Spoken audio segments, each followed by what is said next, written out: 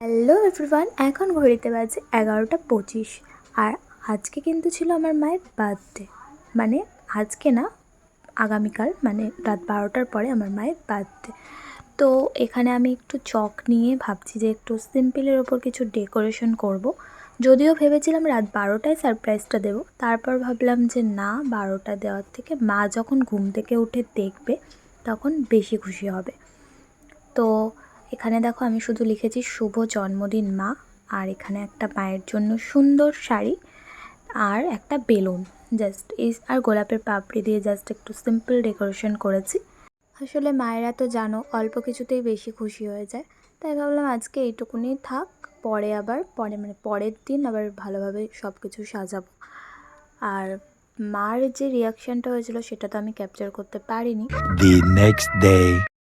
তো পরের দিন সকাল সকাল উঠে দেখো আমি এখানে রান্নাবান্না শুরু করে দিয়েছি।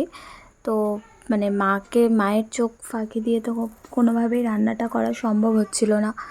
তো এটা সকালে না 12টার দিকে আমি রান্না স্টার্ট করেছি। সব কিছু অনেকটা দেরি হয়ে গেছে, আর অনেক কিছু করব বলে তো ঠিক করেছি।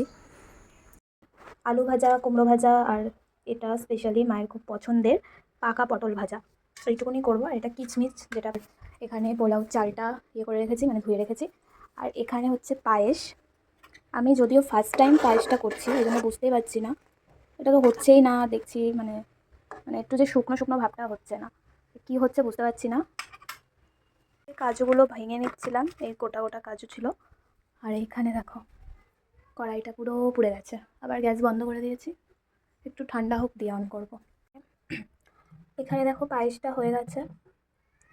মায়ের মতন তো হয়নি, মায়ের হাতের টেস্টই আলাদা, যেমন পেরেছি করেছি, কিন্তু কেমন খেতে হয়েছে জানি না। আর এখন এখানে ভাজবো কাজু আর কিশমিশ।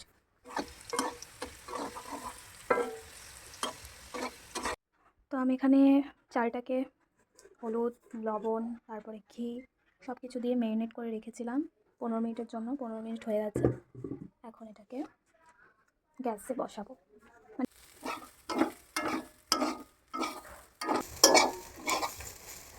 আমার ভিডিও করে দেওয়ার কেউ নেই গাইস, তাই আমি নিজেই রান্না করছি, নিজেই ভিডিও করছি, পুরো পাগল হয়ে যাচ্ছি, আমার অবস্থা পুরো খারাপ হয়ে যাচ্ছে। একবার রান্না করছি, একবার ভিডিও করছি। দাদাকে বলেছি একটু ক্যামেরা ধরে দিতে, ও সেটাও পারবে না। তো আমার সব রান্না প্রায় হয়ে গেছে, এখানে শুধু চাটনিটা বাকি ছিল, চাটনিটা করলেই হয়ে যাবে। আর এখানে দেখো মানে পোলাওটার তো পুরো ভিডিও তোমাদের দেখাতে পারিনি, এই যে পোলাওটাও হয়ে গেছে এখানে।